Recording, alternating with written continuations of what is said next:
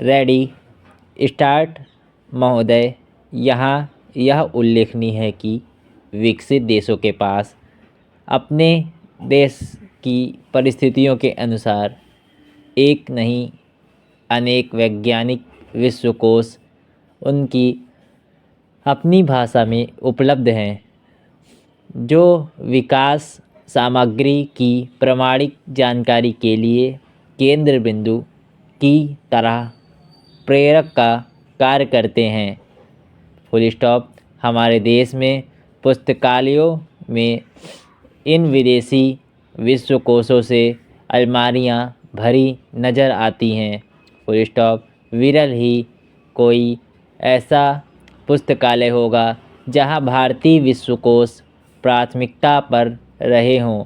संभवतः इसका एक प्रमुख कारण यह भी हो सकता है कि भारतीय ज्ञान और धरती से जुड़े साहित्य पर विश्वकोशों की दिशा में बहुत कम काम हुआ है। Full stop.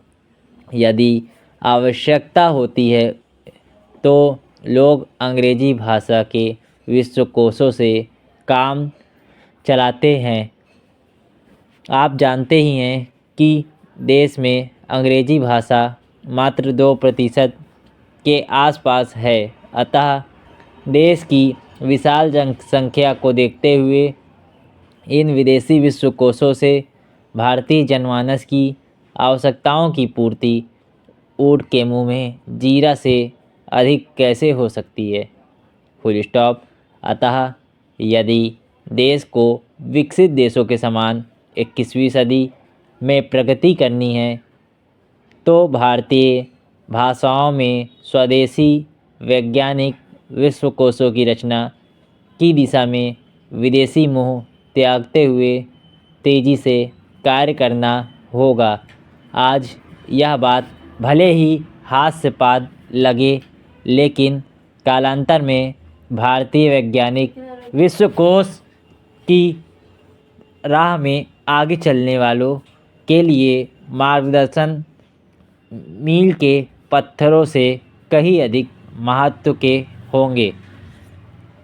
यहाँ यह बात भी विशेष उल्लेखनीय है कि महत्वपूर्ण होते हुए भी भाषा का प्रश्न क्षेत्रीयता, संकीर्णता तथा राजनीतिक दाव पेचों में कुछ ऐसा उलझ गया है जो आवश्यक होते हुए भी चर्चा का विषय तो रहता है, लेकिन पूरे उल्लास के साथ फलीभूत नहीं होता।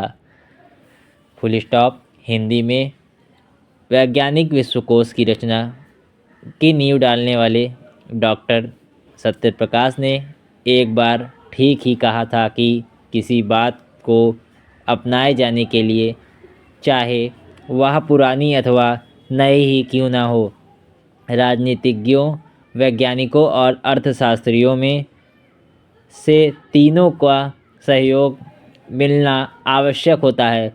Full stop.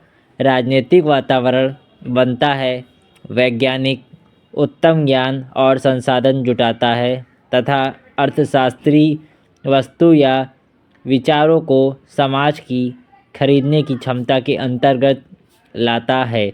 इनमें से एक का भी 19 होना रास्ते के रोड़ों और खंदकों के समान होता है।